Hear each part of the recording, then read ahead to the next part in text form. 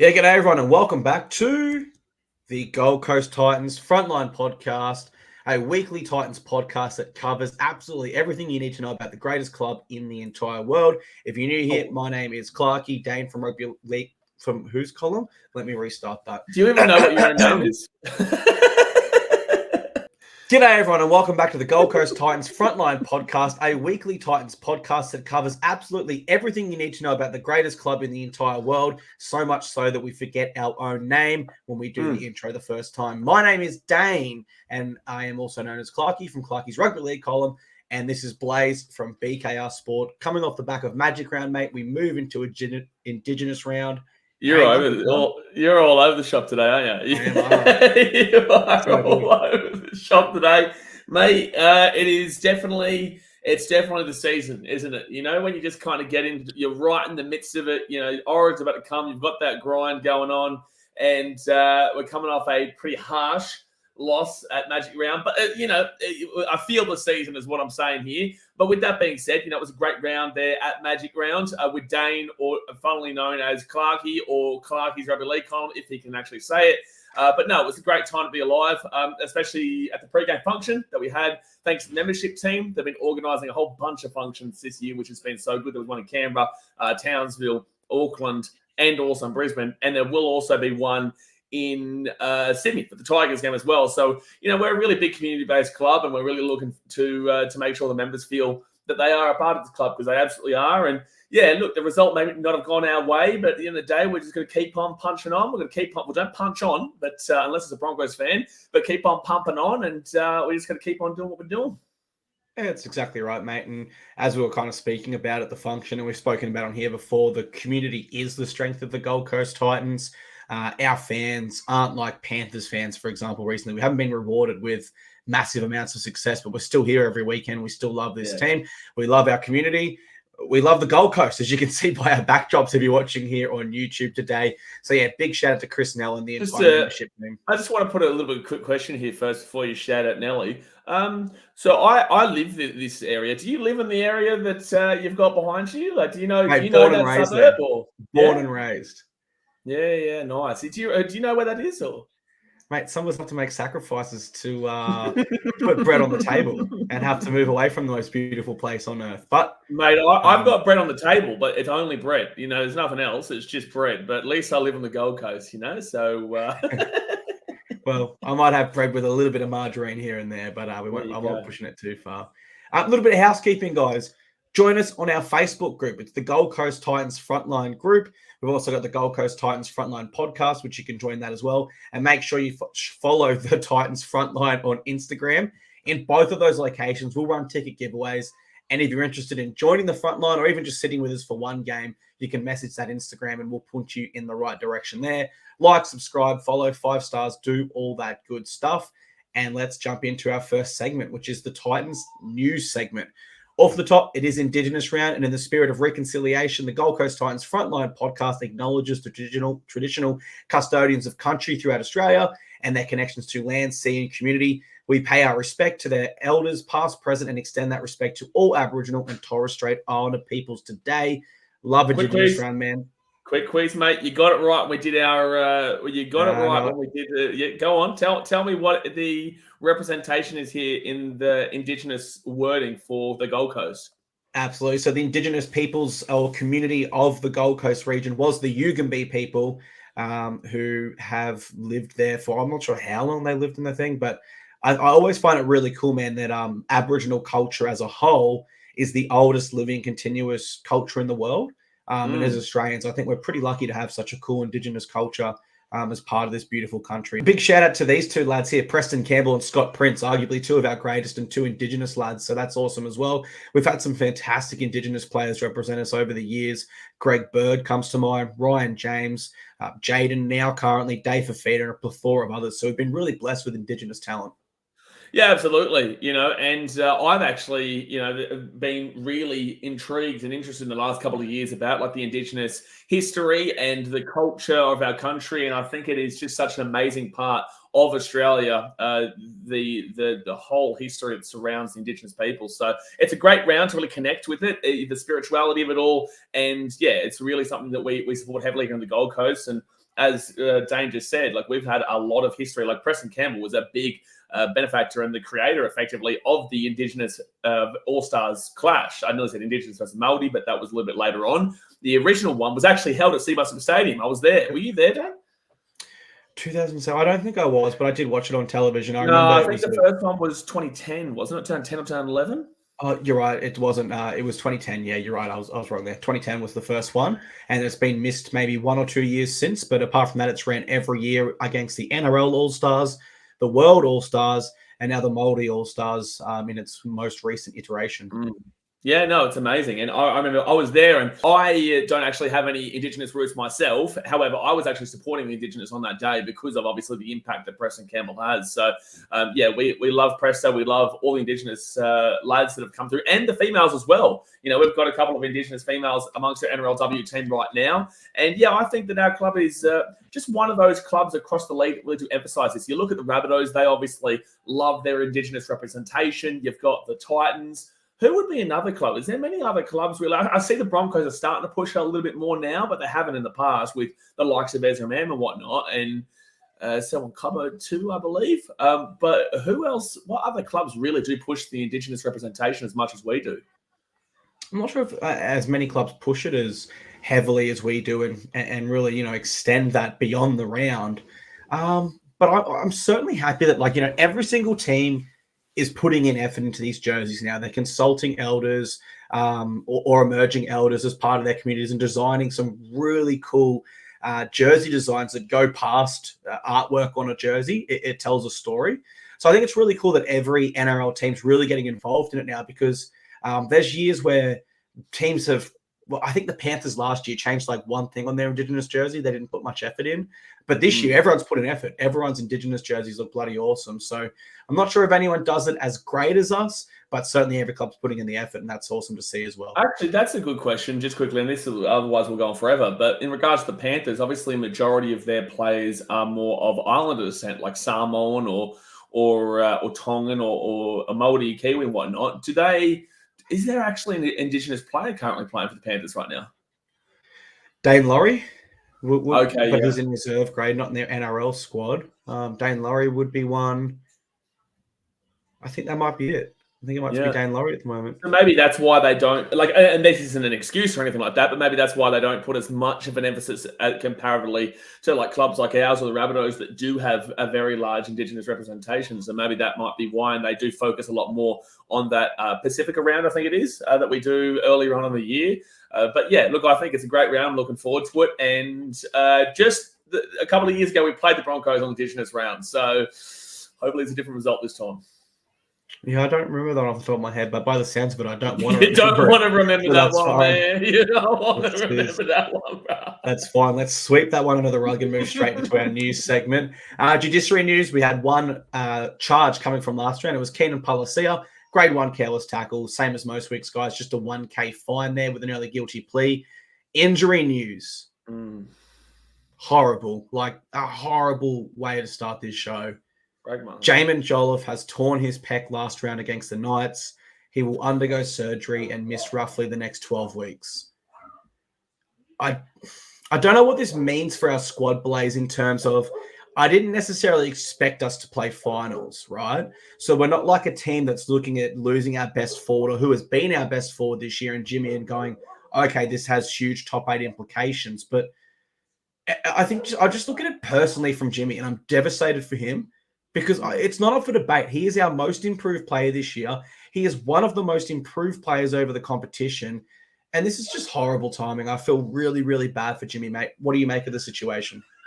Yeah, this one's a really frustrating one, man, because obviously in the absence of Tino, Jimmy has really turned into the player that we knew he could be, the Irish international, just an absolute big bopper and the leader that we did need in those forwards, because you lose Tino and, you know, although you go to the back row, Dave and Bowie aren't, you wouldn't look at them as the leaders, right? They're very quality players, unbelievable. You wouldn't look at them necessarily as leaders.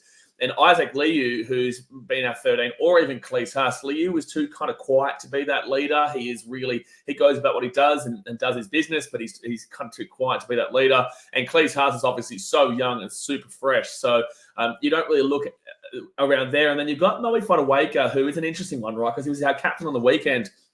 and is absolutely a top-notch player. But when it comes to and this was my concern as he was captain, in regards to, I personally could have seen Jimmy actually be more of a captain, but just because I think Moe earned it via his quality, via the fact that he's been around for a very long time, and I think he deserved it. But I just feel like Jimmy was the guy in our forward pack that we look to say, you know what, you're going to make that big play, and he's going to do that big play.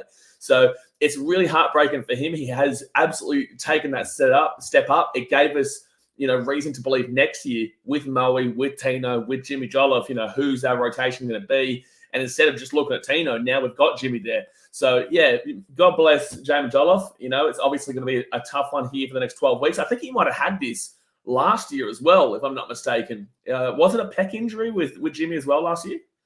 I can't remember the exact injury, but I do remember he missed a significant period because we were discussing how his impact from the bench is so important. We were going to miss it. Yeah, so, look, very heartbreaking there, man. We're just going to have to, who's going to be the leader in the full pack now? Who is going to be? Because we've got now Josie Pahulu coming up, Josiah Pahulu. Cleese Haas is there. We've got Dave and Bo. We've got Moe. Moe's going to have to be that guy now. He has to be him.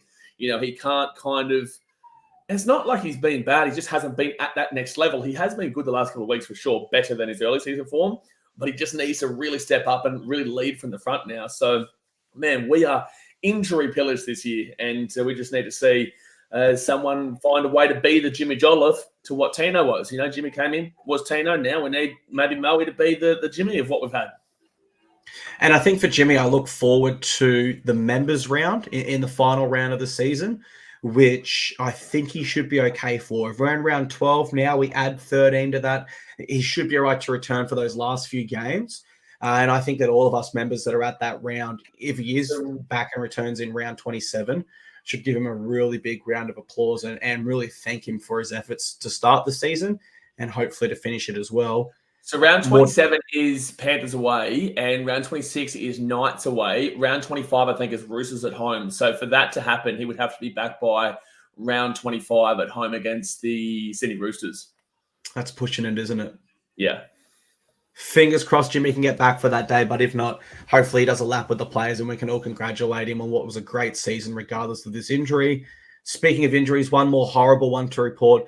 Ben Liu, he hasn't played NRL for us, but he is in our top 30, I believe, or on a development deal. He has suffered another ACL rupture. He returned this year for the Jets, coming off an ACL rupture. Unfortunately, he has done it again. So that is absolutely devastating for a young fella there. I've highlighted that on screen so you can see that there from our Titans website.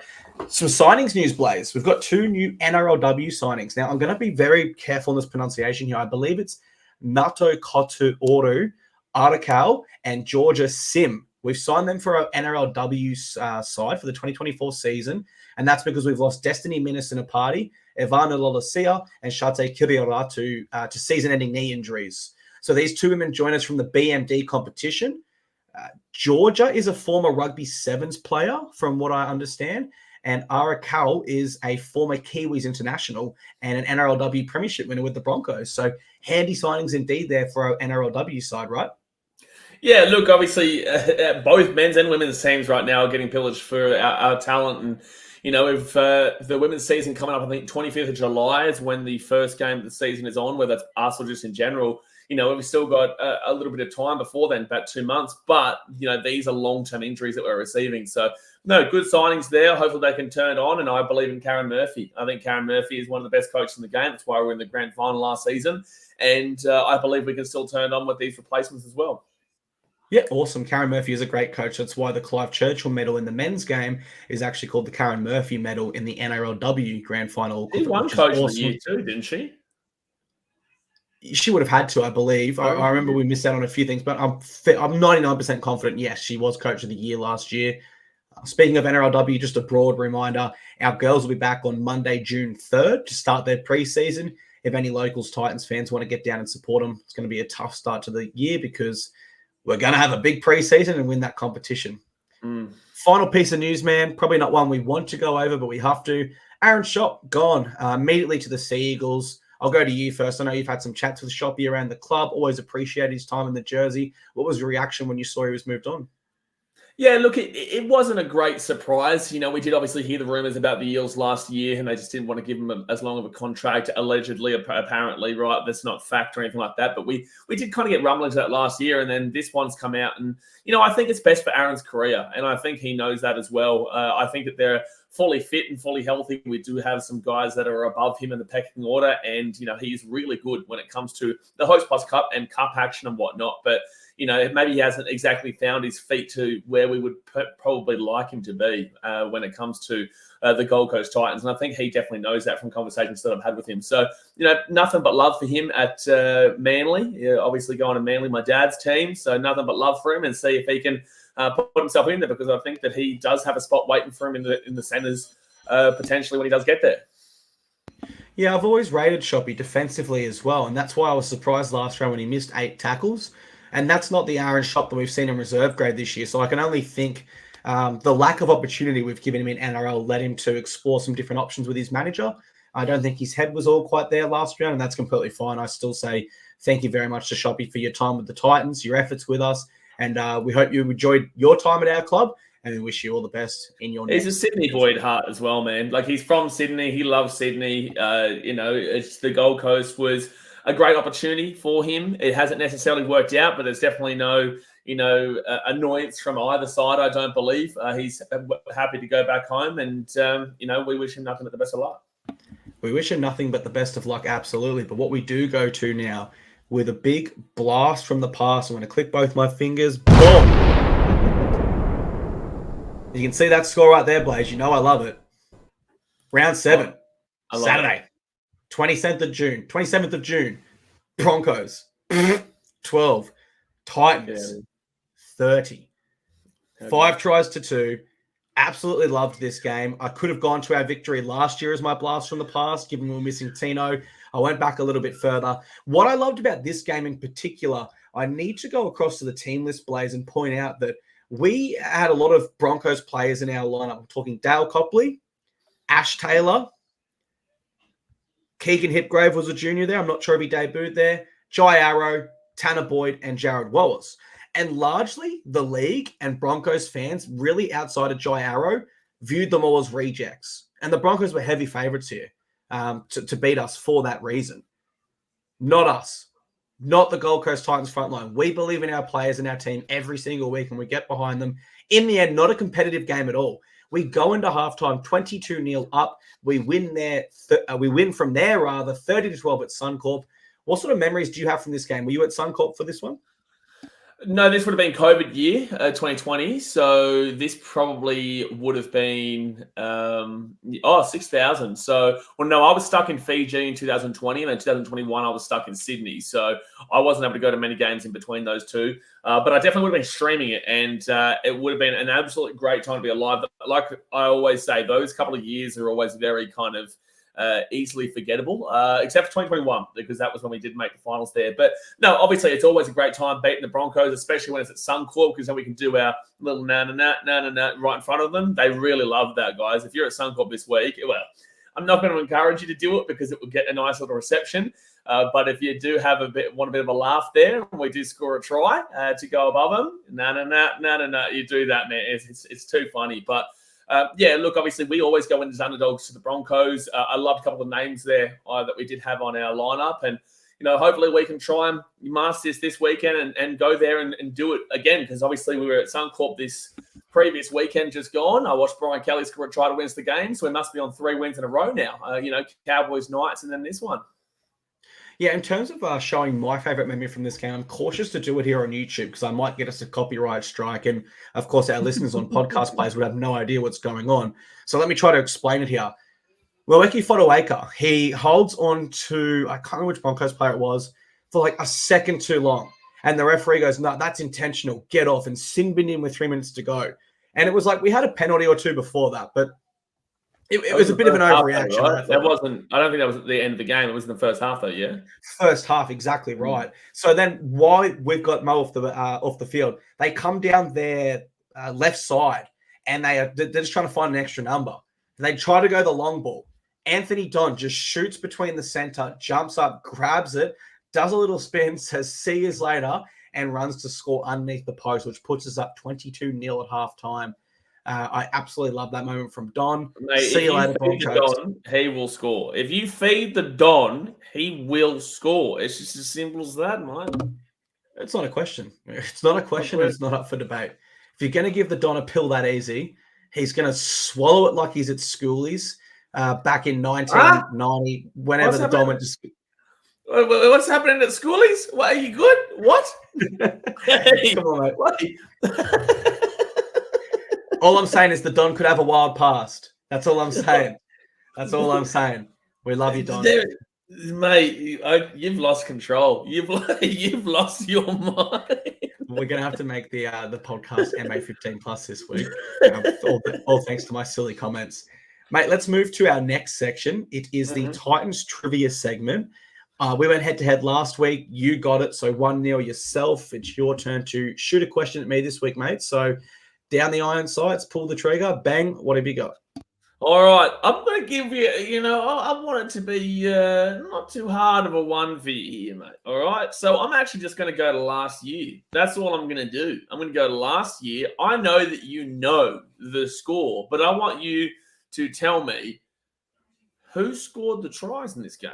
Who were the try scorers in this game? And obviously, who kicked the conversions? So last year we lost at Newcastle, 46-26. But we're playing the Broncos, mate. That's the trivia question. Oh, I thought we were doing the Knights, sorry, because that was who we versed this week. Okay, so we're talking Broncos. Talking Broncos. Well, okay, so I'll go tell you then. So the game at Suncorp between the Titans and the Broncos. Yep. Obviously, we won that game. But, okay, firstly, what's the score and who scored the tries? I feel like it was tight and we only just won. I'm going to say the score was 20-18. Am I far off? Yes and no. Okay, I feel like they were closer to us. Yeah, see, I don't remember the score or try scores. I do remember certain things about the game. Like I remember Tino was out after Origin, and Patrick Carrigan was. I think he played for them. So Tino, they were definitely. Yeah, Tino was out an hour before the game. Is when we found out about this one. So I'll give you the scores. It was 18-12 at Suncorp Stadium. But okay, so there's 3 try scorers. There's 3 try scorers. Name 3. All right, so we had 3 try scorers. Jaden Campbell. Philip Sami. No, sir. So if I get one more wrong, I'm out here. Yes. So I don't want to go too bold here. I would have been Dave Fafita. Yes, Dave got one. So you've got another chance. You've got another chance now. Does that reset my 3 lives? No, you've lost 2 lives. You've got 1 life left, but you've got Dave Fafita correct. Okay, I know Dave always scores against him. I feel like if I get this wrong, everyone's going to laugh at me for saying this as my last life, but I feel like Mweki Fotuaika scored. So the 2 answers were Brian Kelly and also Alofiana Khan-Pereira. Damn, see, that's obvious. There we go, mate. Our biggest win of last season against our biggest rivals, and you don't remember what the score was. I like this game very, very much. Very, very, very much. I like it. No. I remember your vlog from after. I remember Tino being. I remember certain things, just not the actual score. Yeah, it was at Fafita Corp Stadium, mate. Fafita Corp Stadium, all over. Big Davey boy, backflip boy himself. We love you, Dave. Thank you so much for doing that. So it's 1-0 me, mate. It's 1-0 me after 2 weeks. Alrighty, Blaze goes up 1-0. And if you did play at home and you got that right, you're probably sitting there scratching your head. Oh, come on, Clarkey, get it. Very, very hard when the pressure's on. All right, mate. Let's do it. Let's recap last round. We go down to the Newcastle Knights, 24-28 in another tight loss. So that means our last 6 games now have been decided by 4 points or less. Now, there is still a lot of positives to come from these games, and I suppose the best place we should start on this one is the Brian Kelly disallowed try. So I'll go straight to you. What were your thoughts on that decision? Yeah, I can't remember you saying. I can't remember seeing the score. I was there. You were there. I can't remember saying 24-28. To be completely honest with you, I thought it was 30-28 there because we all know that's a try, and I don't even need to really argue it. I don't care what Graham Annesley has to say because Graham Annesley is a professional liar, and I'll say here and I'll say that right now because anyone who watches that and knows that game and saw that try knows it is a try. And if you want to say there potentially could be that little bubble there, well, guess what? They called it a try on field. So there has to be guaranteed 100% conclusive evidence to overturn that, to say it's a no try. It took them like 5 minutes. It can't take you 5 minutes if it's conclusive. It should take you 30 seconds if it's conclusive. If it's obvious and guaranteed, then absolutely. If they had called that as a no try on the field, I would have been a little bit more content with it. I would have thought that it was a try, but I would have been content and said, okay, the on-field call was no try, so they've gone with the on-field call. I would have been okay with that. But for it to be on-field as try, and conversations that I've had afterwards as well with people involved, they all thought it was a try on the field. All of them thought, and that's everyone. For them to go to the bunker, take as long as it did, and then to overturn the decision to me is absolutely insane. So I will say, hands down right now, you know what? There's been a few people talking about this in Titans groups recently. We talk about the fact that there's been 5 controversial games. I think there's only 2.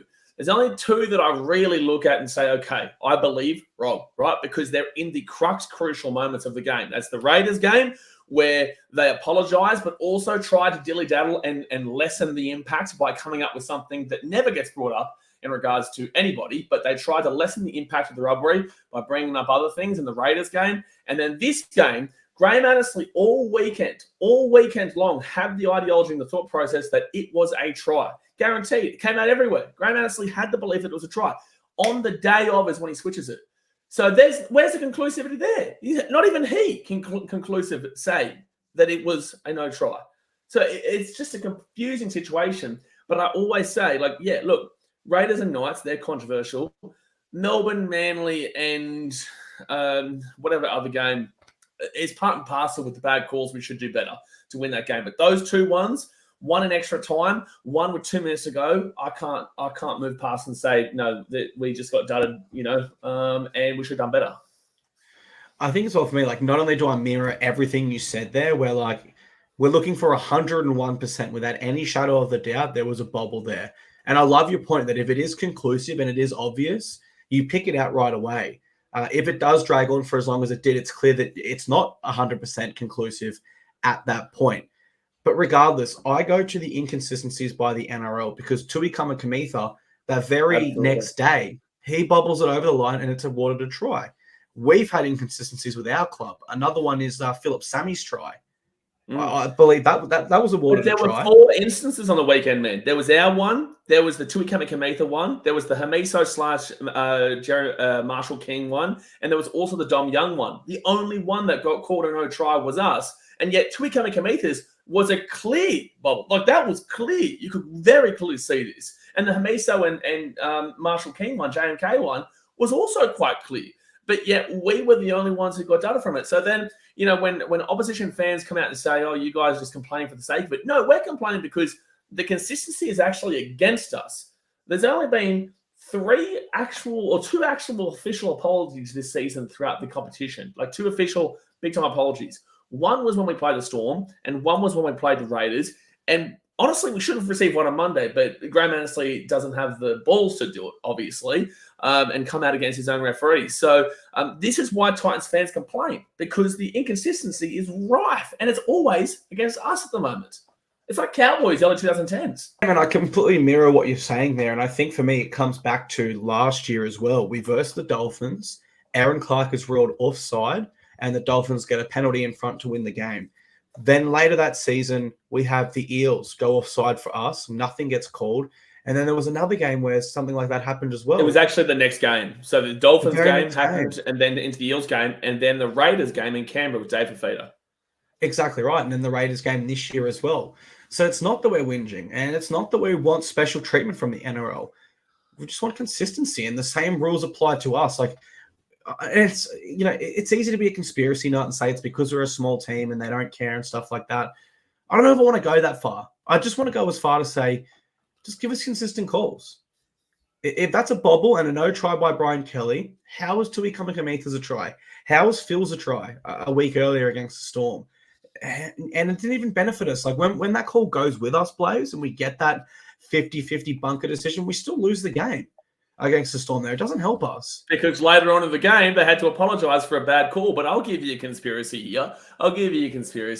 What if Graham Annesley and the Titans fell out when he left us? Because obviously he was a big part of our organisation back in the day. What if Graham Annesley and the Titans fell out and potentially, you might have it in for us when it comes to the officiating? Just throwing out a conspiracy there for everybody there because, right this very second, I'm feeling a little bit dodgy about Graham Annesley. So I've got one on that, and it's actually the opposite, which is interesting because we both have a different perspective there. For me, one thing with my page I've always struggled to do is really give the Titans big raps because everyone's then going to say, you're just being biased. It's because you've told us you're a fan. You're a passionate supporter. And so with Graham Annesley being the former CEO of the Titans, if he does come out and back us over his referees, he could also be worried of the public perception that, hey, it looks bad that I'm always backing the Titans as opposed to my referees, right? So have that kind of conflict of interest. It is a conflict of interest. Will it restrict him from performing his duties? It feels like it as a Titans fan, but we're not going to get any justice. Another slightly controversial moment. This one's been kind of brushed over. The Moeki-Fotuaika situation. Did you think that was a sin bin or a penalty try? I thought that was a sin bin. I was right there. So the reason why I think this is because Dave is still within the vicinity, and you have to 100% guarantee to me that Dave can't get there, can't stop it, won't stop it, right? And I don't believe that you can 100% guarantee that. And also, I don't believe that you can 100%. Was it Saifidi that was held back? I think it was a forward. It was a forward that was held back. I think it was Saifidi. But either way, it doesn't matter. It's just the person who was there. So, look, I thought that it definitely was a sin bin and a penalty, but there's no way I could have called penalty try, in my personal opinion. But, yeah, for some reason, Graham Annesley, despite the fact that no one's really been talking about that, decided to, attack Mo in that. And this is why I have that real negative viewpoint of Graham Annesley right now, because he seems to like to go at the club and attack the club recently when the questions are raised fairly. And then I know you'll get back to this Mo one in a second on your thoughts, but there's also the one where Keanu Kenny, was it Hetherington, hits the ball out of his hands, and you can clearly see that his hand movement is deliberately trying to knock that ball out. That's a knock on most of the time, which has led to that Knights try immediately there, which was in the second half. So, and I think that we're about to get into the point that, we should have done better in the second half and we should have done more to not give up a lead. But with that being said, we do have a right to criticize and to look at these calls and think, well, it's not like this is the first time we have complaints this season, and it's very regular now, and not even the NRL is backing us. So, and I can tell you, I've spoken to certain officials, and I can say that they believed it was a try. I think as well, the thing is, you can definitely question referees' decisions whilst also admitting our team should have been better. There's no kidding that we should have been better in that second half, but that doesn't suddenly excuse other things that build up against us in terms of calls, and that's what we're here to do. We're here to discuss that game, kind of from a few different angles. I'll give a positive and a negative. Positive, I loved our fight back. We were down 10-0 before the game was even 10 minutes old, and we fought back with 5 consecutive tries to head into halftime with a 24-10 lead. I thought that period was beautiful for us, and the belief that the boys had in each other, like defensively, with the ball, it was just an incredible time as a Titans fan there, watching our boys play that brand of footy. The negative, though, is, of course, the second half, where we didn't score a single point, and we conceded 3 tries. And the reason why I'm so disappointed this year isn't because I expected it. Under Justin Holbrook, when teams would come back in the second half and we'd lose, I expected it. You and I will always say we're never confident at halftime. But this side's different this year. They've shown us we can be confident at halftime. The fact the last 6 games have been decided by 4 points or less. Our boys are always there. Our boys are always fighting to the death, of the game. We didn't do that this week. We slacked off a little bit in that second half, and I'm disappointed because I know that we're now a better side than that. Let me throw this one out there. We couldn't build any momentum in our sets. It just felt like the Knights were all over us. Our forwards couldn't get momentum. Part of it, yeah, we lost Jimmy. Fair enough. Still had Aaron Clark come off the bench, play great. A few other players really put in some big meters. How many times do you reckon the Knights were pinged for being offside and we were awarded a 6 again in this game? I don't believe we got a single one, did we? Or maybe 1 6 again? 0. There you go. And it's not just me that feels that way. There's some NRL analysts on Fox League that said as much. They thought that the Knights were offside. I believe Des said it as well in his post-game press conference. He thought they were offside a little bit in that second half. And to get 0-6 against there, you never want to rely on that as your method of victory, but damn, it would have helped for us to build some momentum. I'll say something on what you've just said there. You don't want to rely on it as your method of victory, but it can be the reason for you actually losing as well. Like, I've got this thing that a real big gripe with people at the moment who say, like, you should never allow the referees to, dictate your win or loss. But the referees are incredibly important, because if you're getting penalised in the first half and you're feeling like it's debatable, but let's just say that you're getting penalised, then you're tiring yourself out. You're getting tired. You're getting absolutely roasted. They're just running straight at you. You're getting absolutely exhausted, and that will impact you later on the game. So, like, even those moments at the beginning of the game where you're just getting, 6 against you and whatnot, that has a large impact on you later on in the game. And if the 6 again count gets equaled up late in the game, well, what's the benefit there to, your team? So if you believe you've been unfairly adjudicated in the first half, that's worse realistically than the second half, because you've been kind of forced to become tired and forced to do mountain more work, and they expect you to kind of fall away. Now, again, I'm not saying that it's only the referee's fault that we lose these games. I think that there is a part of it, but I do think that, yes, we do need to be better. And I did say at halftime here, I said at halftime at Suncorp to people around me, I think I might have even said to you, like, I don't like second halves at Suncorp Stadium. I don't like second half leads at Suncorp Stadium, because that's where that Broncos game in the Indigenous Round the other year, we were up 22-0 at one stage, and we lost that one by 13 plus. We've obviously had the other Broncos come back, where it was 24-4 or something like that, 24, whatever. The point matter is that there is a lot of times at Suncorp Stadium in recent years that we've kind of thrown away leads. So, yeah, it does give you a little bit of that PTSD, but in the same sense, people say don't leave it in the referee's hands when it gets to the end of the game, but in the same sense, they actually did still do enough to win the game. This is the thing that confuses me. They did still do enough, because if they give that try to Brian Kelly and they convert that kick, they win the game. So by them taking it away, and if you think it was a try and it being unfair, they did do enough to win it, regardless of the comeback, if they score that try there. So that's the confusion part that I find that people just don't really understand.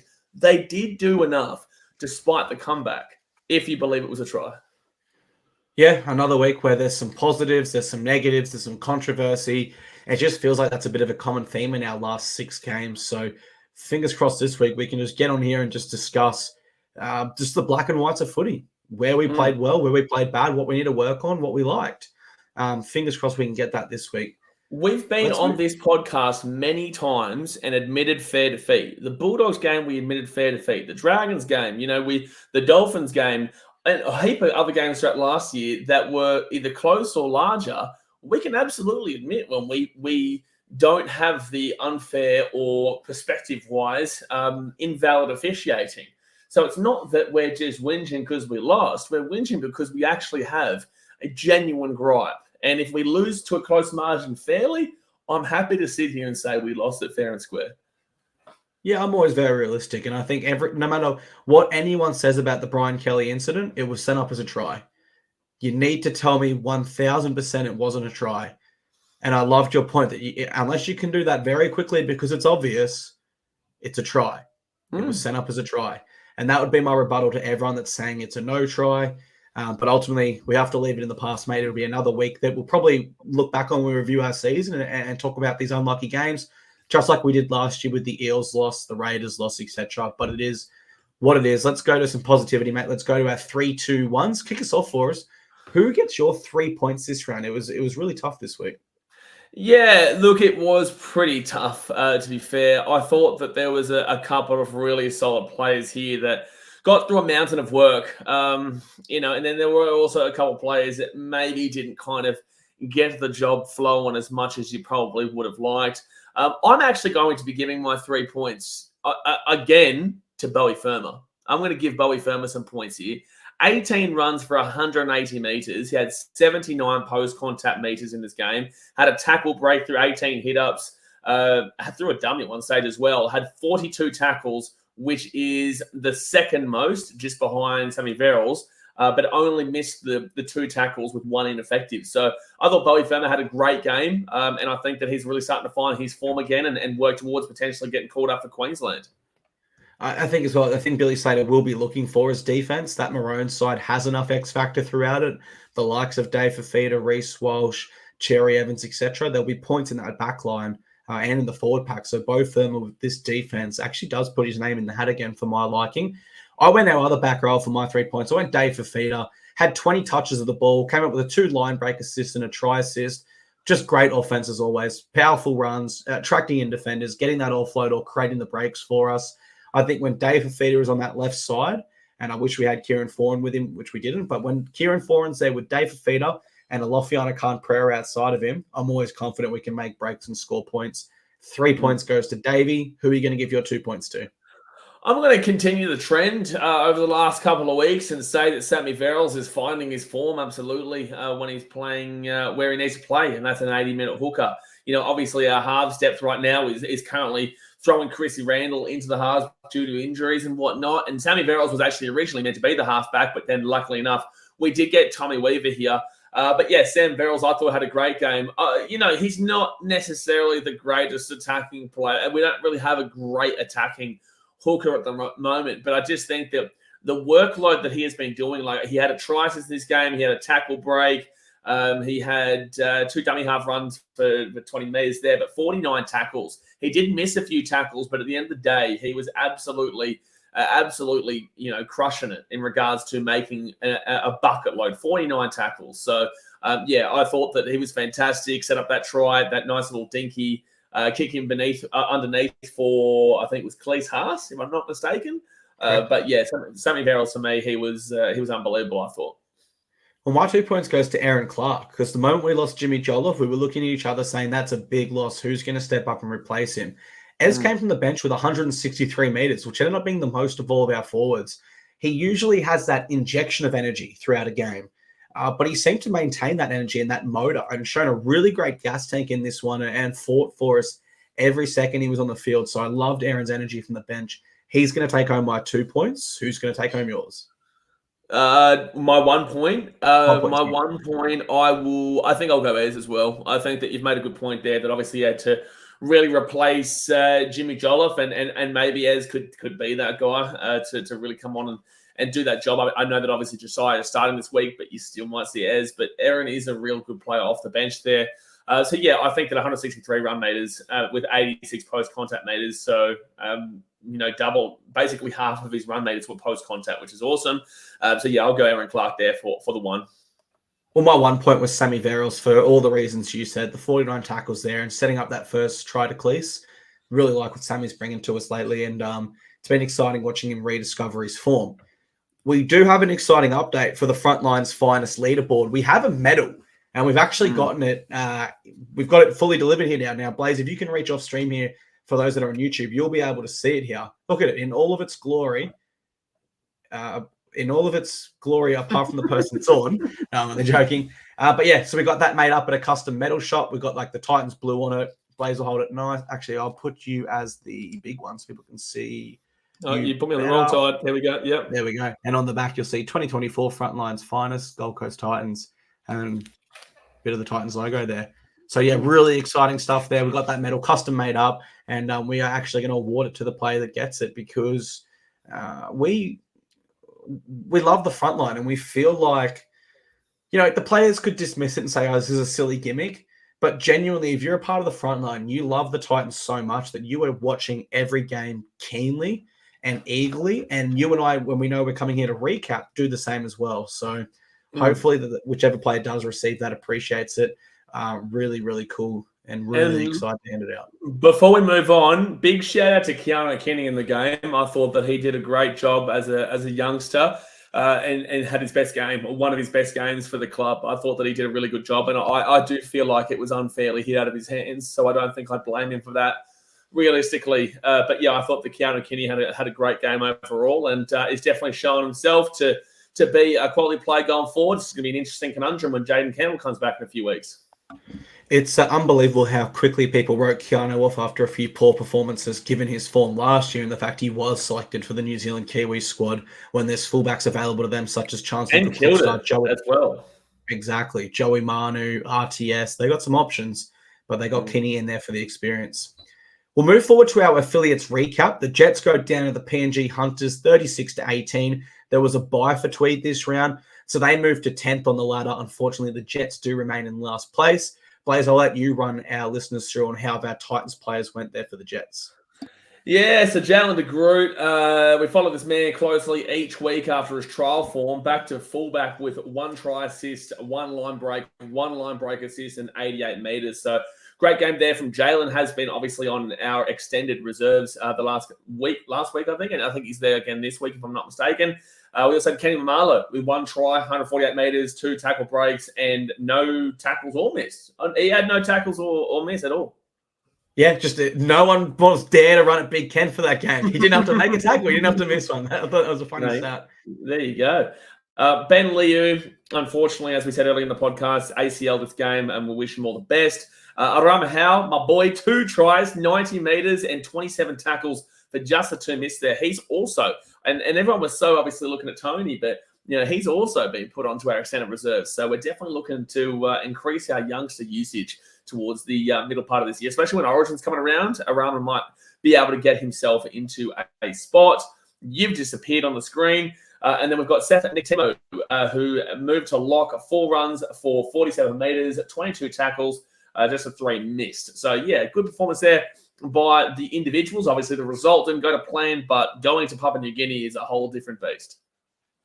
100% it is. Next week, our Tweed Seagulls are up against the Falcons at 6 p.m. on a Saturday. That's on the sunny coast. And our Jets are against the Devils at 2:10 on Sunday. That will be on KO and 9 now, but it is the same time as the Titans game, which is unfortunate. So we probably won't be able to watch that one. I'll just say as well, you go and have a look at the ladder here. I've got a massive gripe with the HostPlus Cup A because the Clydesdales have had 2 buys. Sorry, they've had 2 extra buys than the Jets. So I think they've had 3 buys so far, and the Jets have had 1. And it's really strangely set up because I think the Clydesdales, if I'm not mistaken, might have another buy. I don't know. The point of the matter is that the Ipswich Jets aren't actually last right now if you think of it in a normal way. So if you think of it normally, so the Jets have played 9. The Clydesdales have played 7. The Clydesdales have got 8 points to the Jets 4. The points differential is minus 146. Clydesdales is minus 154. So the Jets actually, you weigh those 2 extra games in. You expect the Clydesdales will more than likely lose both those games. It's wild to me. It really is wild. So the Jets are actually above them. So don't worry about that. In regards to the Tweed Seagulls, they're in 10th position. They are literally still only 2 points away from 5th. So that's how close that middle part of the table is. But they're also only 2 points away from 14th. They're only one loss away from 14th, technically, remembering by, and 1 win away from top 5.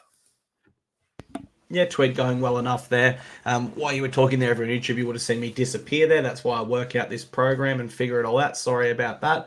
I've just brought our team list up on screen, Blaze. Let's talk about that and leave last week in the past. We'll preview next round now, which means I also need to click this at the bottom of our show. There we go. I am the best producer ever. Alrighty, mate. A few changes to our team this week. Kieran Ford on the extended bench. Let's start there. Do you think he'll be okay to return?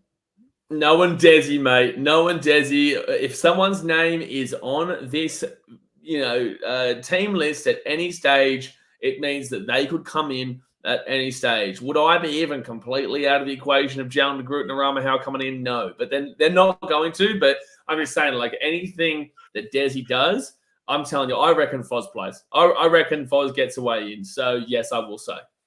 I've got my fingers crossed if Foz plays. I think we're a good chance in this one.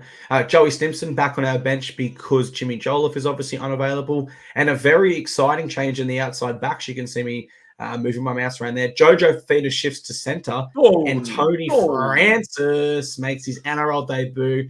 Mate, this is something we've been calling for on the podcast for a while now. Super exciting talent from reserve grade. How excited are you to watch Tony debut?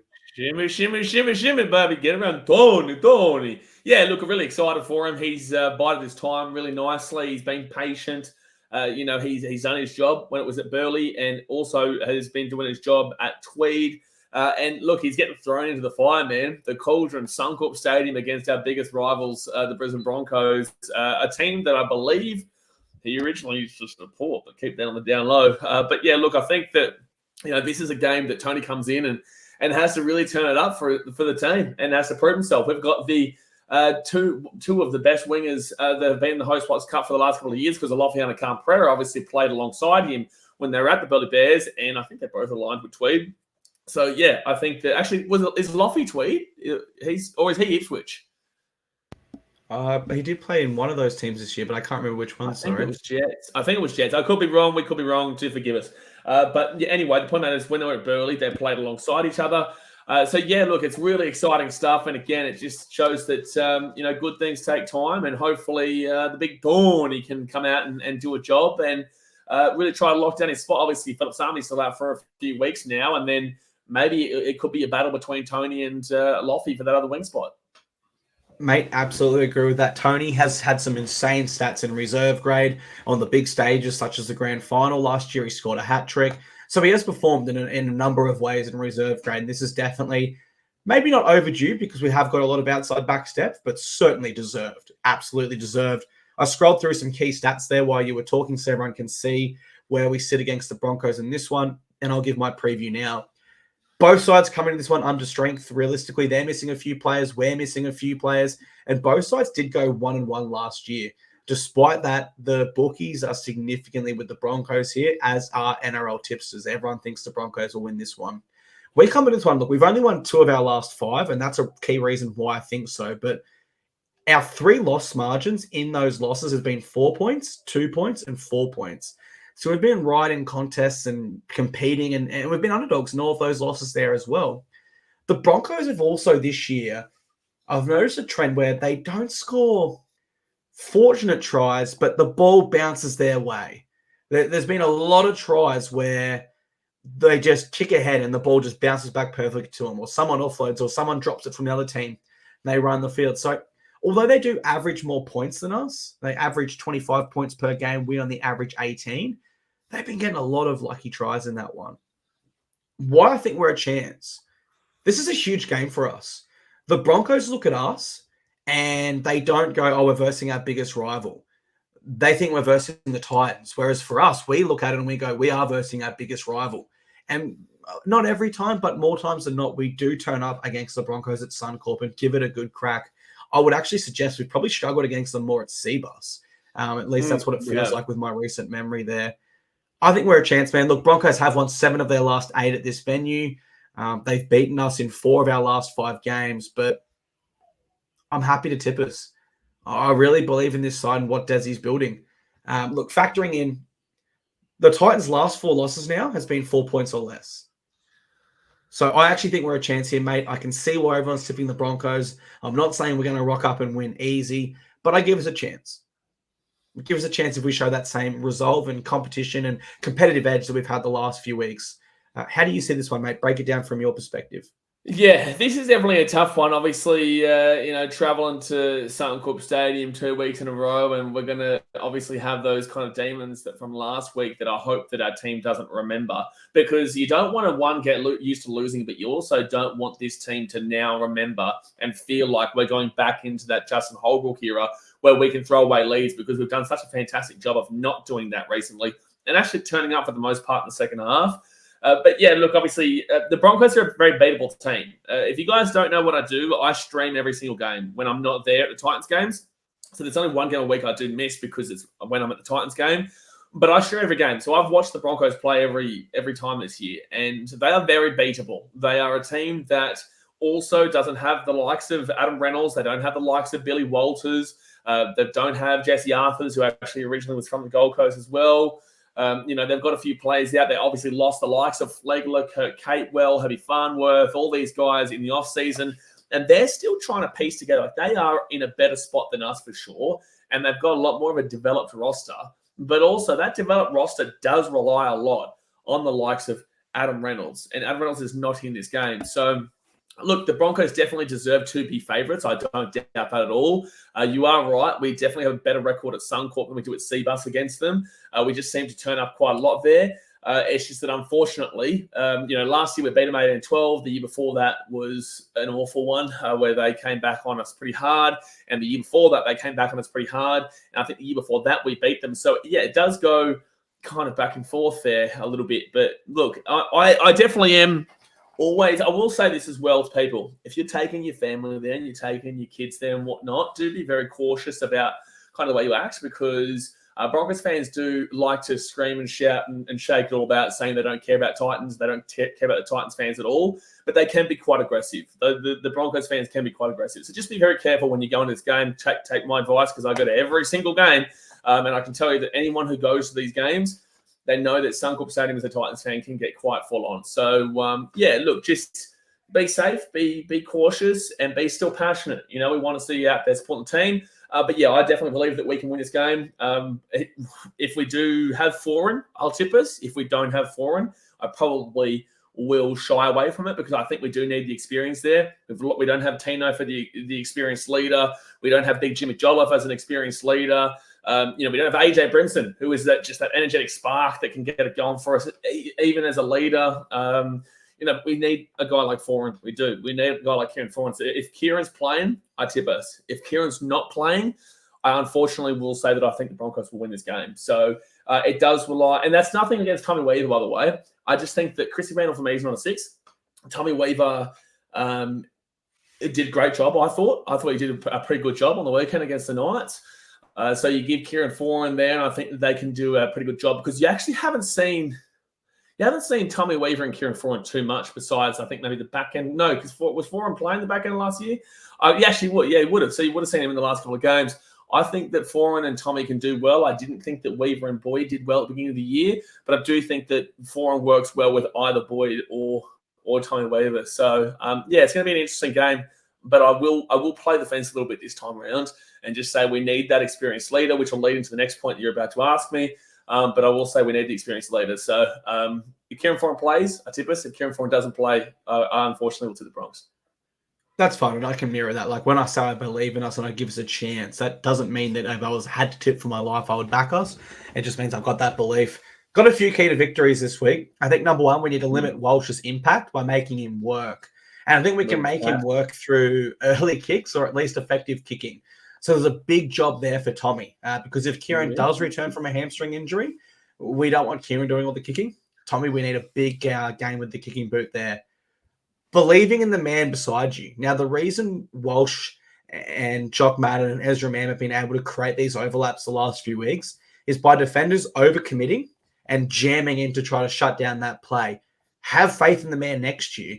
Where we have a lot of luck with that, actually, is Brian Kelly and Alofiana Khan-Pereira. They've played a lot together last year. Jojo Fafita and Tony Francis played juniors together. So we do have belief in the men beside us in the back line, and it's about really believing that when they do sweep that long side or short side. Finally, our middles must have 9 out of 10 games. Between Payne Haas, Jordan Ricky, Pat Carrigan, etc., we've got our hands full. As you said, Moeki Fotuaika needs to go full Queensland mode. Aaron Clark must bring that same effort and energy from the bench. Josiah must have the best game of his young career. Bo must defend his heart out again. Every single forward here needs to go up a gear. Final key to victory, Blaze. Cleese needs to prove he's the best horse in the business. He has to shoot out of the line and put a huge hit on his brother Payno. Nice and early, mate. What are your keys to victory, or something you're hoping seeing in this one? Mate, this Payne Schmain, mate. Payne got nothing on Cleese. Cleese is the best horse in the business, not even a question, mate. It's just very simple stuff, I think that, for me, the key to victory here is to, I don't think it actually is to match them in the forwards, because I think that's going to be fine. I actually look at our forwards and I do still like it compared to theirs. I know they've got Paddy Carrigan, and I know they've got Payne Haas, but Corey Jensen isn't anything special. I didn't realize Billy Wells was playing, but Billy Wells isn't anything special. Pierre Kura is okay, and Jordan Ricky, for me, is really overrated, like severely overrated in my personal opinion. Then you go to our forwards, you got Mike Fotuaika, big time. You got Sammy Verrills, big time. Josiah Pahulu, obviously youngster, so we don't look too much there. Dave Fafita, big time. Bo Firma, big time. And then Cleese Haas, who's still developing, but is having a great season. I would love to see as well Keenan Palacia come off the bench here and do what he did at the Broncos, right? Because you do usually see guys like Jared Wallace, or you see guys like Dave, who have played for the Broncos in the past when Wallace was here, or now with Dave and whatnot. They always seem to score against their old team. Now Wallace of the Dolphins does it with us. The point is that players usually do well against their old team. So yeah, Keenan Palacia, I want to see a big job out of him. So for me, the key to victory is what should be the key to victory here? I think the key to victory is to frustrate Reece. I think it is. I think you're right. I think you have to frustrate Reece's pieces. We did that last time at Suncorp Stadium, at Fafita Corp Stadium. We did that last time. I thought that we did a really good job of that. And obviously that was the game that he ended up getting suspended for, calling the referee the C word and whatnot. So yeah, it's going to be interesting. But the point matter is that we're going to back us in. But I think that's the key to victory, to frustrate Reece's pieces. Mate, absolutely love it. Let's move into our final segment of the show. It's time to phone the front line. Ring, ring, ring. Alrighty, Blaze. Who are we going to go first here today, mate? Who is going to phone the front line first? So I haven't got it open, mate. So I've actually gone and starred a few of them. I see the ones that are starred. You should be able to hear this one through this program we're using. So we'll test it out. Yeah. Alrighty, first up on Phone the Front Line, let's listen to Jordan. Hey, boys. How you going? My question, hot take, is I believe Brian Kelly is top 3 Titans for this year. He's holding the team together. Ooh. He's like the glue. What do you guys think? Love you, boys. Thank you very much, Jordan. Good question. Oh, yeah. Send the love straight back to you, brother. I think my top 3 Titans this year would be Jimmy, Kieran, and Dave. I think that's my top 3. So I'd have Brian Kelly just outside, probably around the top 5. Who's your top 3 Titans this year? You'd have to go Jimmy. Jimmy's a no-brainer there. I think what he's trying to say is he's a pivotal part of the team, and that he's, underrated based on the fact that without him, the whole ship sinks kind of deal. Which I do think right now we do lack a little bit in the depth department, and he's probably right in that department. But yeah, if I'm looking at the 3 most important players to our season so far, you would be looking at Jimmy Jolliffe, Jamin Jolliffe. You would be looking at Kieran Foran. And then you go to, it would be Dave, or you would even say Chrissy Randall. AJ's been great too, but yeah, I wouldn't necessarily agree with top 3 personally. I wouldn't say that he's bad like everybody else does make him out to be. I think that BK, especially in a game like this, we also forgot to mention, in this Indigenous game, we could see guys like Loffy kill it. We could see guys like BK kill it. These guys might really turn up and should turn up, especially with the Loffy impact with his mum designing the jersey. So, but yeah, anyway, the point matter is that I think that BK is a very important part of this team. I think that he's experienced. I think that he is a better player than people make him out to be. But we just need to see him not miss as many tackles. I think he missed quite a few tackles on the weekend just gone, but also does have his big moments. He's very like rocks and diamonds is what I would say with BK. He's rocks and diamonds where he is the pivotal player in the team, massive player in the team, but then can also make a mistake or two, right? So, love BK. Think he's important, but I probably would have a few others more important right now in regards to what we've seen this year. Yeah, as you said, he wasn't at his strongest form to start the year, so probably not top 3 for BK, but he has been important. Our next phone on the front line comes from OJ. Hey lads, big fan of the show. I just got a question about whether you lot think that we are playing like a 16th place team. Love you, BKR. Okay, no love for Clarkey. Okay. I'm not going to answer your question then, OJ. No, I think we're playing way better than that. OJ, you're a great bloke, mate. Don't worry about Clarkey, mate. It's all good. No, look, I think, mate, we're 16th, but we're not playing like a 16th ranked team. Our last 6 games have been 4 points or less decided by. We've lost 4 of those. We've won 2 of them. Even if you give us another win there, that slides us up the ladder a little bit more. I don't think we're playing like a 16th ranked side at all. I think there's been a lot of improvements, maybe even more improvements than last year when we were a chance of making the 8, in my humble opinion. Would you agree with that? Yeah, there's no way that I think that we're playing like a 16th place team. Like, you look at the teams around us right now, and all their fans are complaining, they're angry, they're frustrated, they're upset. You've got the Rabbitohs, who are an absolute schmozzle at the moment. Like, they are just all over the shop. And then you go and have a look at teams like the Eels. They just sacked their coach. They're angry. They're upset.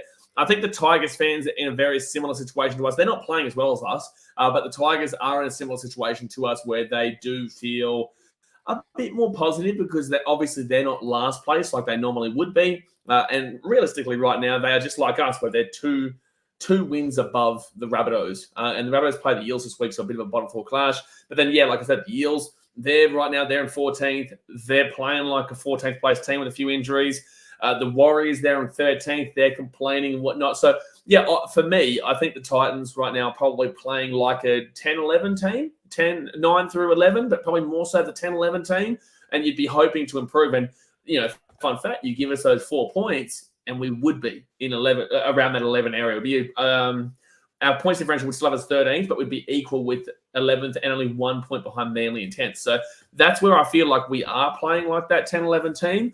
And then you just have to hope for the back end of the season to mid part of the season to pick it up and move along. So no, I would say that we're definitely above where we're at right now. But then again, you've got to remember all our injuries. All of our injuries are really, really hurting us. But yeah, I'd say 10-11. Would you disagree? No, I'd agree, because you add in games like the Knights, the Raiders, the Storm. There are tight ones we lost or were in it most definitely. And they're sides that are well above us on the ladder, but we competed with them very, very well. So Storm were as high as second. And I know they had injuries, but we've got injuries as well. That's footy. And we were right in that game. Our next phone on the front line comes from Brody. This one's over a minute, so strap yourself in. G'day, boys. Hope you're doing well. Just with the news with Jamin Jolliffe, I honestly think that one of the most overlooked aspects for why we've had our struggles this season, despite the fact that we have been playing the last few weeks, is our injury toll.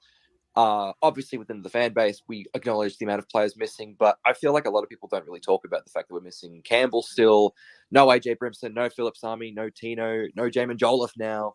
And I just wanted to ask you boys, in your history as Titans fans, do you think that this is the worst injury toll that the club has had in a season? Because we've had some doozies in the past. 2017, we ended up having to bring a Keegan Hipgrave from the under-20s, who wasn't even technically supposed to make our first grade roster until 2018. He had to play that last round against the Roosters. Jamal Fogarty that same season, we had to sign him from Parramatta to have him make his NRL debut. 2014, 2015, we had some bad injuries. So I just wanted to ask you boys, in your experience with the previous seasons the club has had, is 2024 the worst injury toll that we've had this season, like in the club's history? It's a great question, because we've had seasons before where we've had teenagers debut at halfback for us with Jordan Rankin, I believe his name was. He was in school when he debuted. I remember 2014-15, we had players like Kieran Mosley, Beau Falloon, Jamie Dowling, players that like other NRL fans are not going to recognize their names. I reckon this is the worst. I reckon this is the worst because Tino is our captain. Jaden is our biggest X-Factor player. Jimmy has been our best forward this year. Phillip is our only Maroons level outside back. No, AJ. Oh, yeah, AJ, if you include him as a centre, I'm including him as a spine player. AJ has played Origin in the spine. In terms of the gravity of the players we're missing, and in terms of if you add all those players in to the games that we're just losing, we win them all. We're probably in the top 8 right now. So, yeah, I reckon it's the worst injury crisis in our club. What do you say? I'd say easily, because this is, you look at it in another perspective, you go, okay, yeah, we lost Tino as our captain, but then we also lost Kieran Foran as our captain, and with Origin, I know shouldn't include Origin, but, we're about to lose Moe to Origin as well. So that's 3 captains realistically right there. Foran will come back though. But the point matter is that you've lost your 2 captains, and then you go into the halves, and for weeks we had obviously Tanner Boyd, that was forgotten to be mentioned before. Kieran Foran was injured, and we also had Tommy Weaver that was injured. So we were preparing to play this last weekend with 2 hookers in the halves and Sam Verrills halfback and Chrissy Randall in the 6, right? And then you go to the fullback department. We had we've had no AJ for long periods this season. We've also had no JC for a long periods this season. We've got Keanu Kinney there, but we were going to play Philip Sami as the fullback at one stage, but we didn't because I think we decided to put Keanu there, if I'm not mistaken. No, he wasn't able to return. Yeah. No, who ended up playing in the fullback role? That was Keanu, wasn't Kinney it? did. Yeah, Kinney did, but Phil wasn't even in the lineup. He had to pull out completely. One thing I've also got to add to that, we started the season in our most devastating losses without Kieran Foran, and both of our signings in Harley Smith-Shields and Keenan Policia have been injured for longer periods this season. Yeah. Crazy. Yeah, so there's no doubt in my mind this is the worst injury season we've had for a long time. People, and to answer the question, Brody's question there quite a little bit, I'm pretty certain he lives down near you, Brody. He's a Canberra local. But he's right. We don't get the respect that we deserve from the opposition fans because we don't have a loud enough voice. There's only so much that I can do, BKRsport. There's only such that Dane can do, Clarkey's Rugby League column with our audiences and our platform, where people already look at us as Titans fans and they're going to think we're whinging and complaining and whatnot, and they're just going to hate on us for whatever reason, right? But we need you guys to jump out there and to kind of keep forcing your voices up there and be as loud as possible, as passionate as possible to show to people. But also, I will say this, who cares what these other fans think at the end of the day, right? Like, we know what we know. We know all you need to be focused on is the Gold Coast, the Titans, and our community. It's like the fans are going to talk nonsense regardless. They're going to talk shit to you regardless. Whether we're doing well, we're not doing well, you're bandwagon, not a bandwagon, you've got injuries, you've got no injuries. The same shit talk's going to come through to you. So, as a fan base and as a collective, and we're a small collective, but we are growing. It's getting to that point now, 15, 20 years on, where the youngsters are coming through. So we've just got to be as loud as damn well possible to remind everyone of that, but also not care if they actually acknowledge it or not. We've got to remind everyone of that as loud as possible, but not care about the outcome if you letting them know. So that's what I'll say. Worst injury season for sure. And we just got to keep on doing whatever we can to keep on pushing. Mate, absolutely agree. Shout out to Brody. Love watching games on the front line with him, and definitely loved the edit that he did up for our club earlier this year as well. Our next phone, the front line, is from Elliot Graham. I believe that the Titans having pretty much all of our star players out is actually an excellent opportunity for the rest of the team to step up and show their potential, just like they did in the Knights game, like standing up without any, AJ, Foran, Brimson, Campbell, Tino, really no Big Jimmy either. Tanner Boyd either. It's a big opportunity for the young guys to make a name for themselves. Completely agree with Elliot there. And I look at the Roosters the last few years, how many injuries they've had, how much depth they have in their squad now, where no matter who's in or out, they still have a very strong lineup. The Roosters haven't been full strength since the 2019 grand final, and they're still finishing in the finals and having pretty good seasons because they've unfortunately had so many injuries along that journey. We could definitely be in that same boat. An example from another sport is the Golden State Warriors. They had a year where two of their best players, being Steph Curry and Klay Thompson, weren't available, and that allowed other players to step up and touch the ball and experience more first grade or more NBA than they would have. We've got that same opportunity now, so I absolutely agree with Elliot. How do you see it? Yeah, it's a great opportunity for guys like Josiah Bahulu. It's a great opportunity for guys like Aramahau and Jalen de Group potentially coming through. Even Isaac Faisal Malawi, Tino's brother, to show himself out. He's on the extended reserves. And there's also, who's the other one that I'm missing right now? Jacob Alakwinki as well, who does deserve a crack. And we'll probably see him, during Origin when Dave goes or Bowie goes as well, or Bowie goes as well. So I don't know if Bowie will get in, but I do know that he's a shout for it. So, all these injuries are definitely providing an opportunity, but it's like you've got to take it in two ways. Yes, they're getting the opportunities, and yes, these inexperienced players are getting some good time under their belt. Also, just a quick little interjection here: the Roosters have got 108 odd years, nearly 120 years actually now from 1908, where they've been in the comp. We've been in 17, right? So there's a foundation and a platform built with these clubs, and this is why the Rabbitohs is a little bit of a weird one right now, because they've also been around for 120 odd years. Just without the fact that they got kicked out for 1 or 2 years there. But these platform and foundations of these long-term clubs really help the fact that you can transition from, your big star players and still have that depth to compete, whilst we don't. And we've only been around for 17. So you look at it from that one aspect and say, yeah, the inexperienced players are getting some time. but you also have to sacrifice the victories, and you have to sacrifice the, we're going to win this game, we're going to win this season, we're going to go and challenge for a premiership. You've got to think, okay, 2, 3, 4, 5 years' time, these players will be at their peak. So that's what you've got to sacrifice if you want the youngsters to come in and really kind of be pushed through as much as they are. But then if you're going, obviously, the premiership route, then you kind of do sacrifice blooding those youngsters. So you can only choose one side. We've kind of not chosen it. We've been forced it down our throats this year. So, yeah, it's a great point, and we're going down that path right now. It's not only been forced down our throat, but we've kind of been a little bit indecisive with that in the past. I'm sure there was a time where the club knew Ash Taylor and Kane Elgee weren't going to be premiership winning halves for us, but they were still our best option. And despite having other options in our book, we didn't play them. Another example was Jared Hayne. When he came to us, his form was very poor, but we kept playing him despite having younger centres and other players that deserve that fullback or centre role, etc. So you're right. There's a clear line in the sand here that we've been forced to make, and hopefully it holds us in higher stead for the future. Alrighty, guys, we'll go ahead and close the show right there. We want to say thank you so much to everyone who has tuned in for, I believe, episode 38 of the Gold Coast Titans Frontline Podcast. We're building up rapidly. We are growing every week, and we love this community dearly.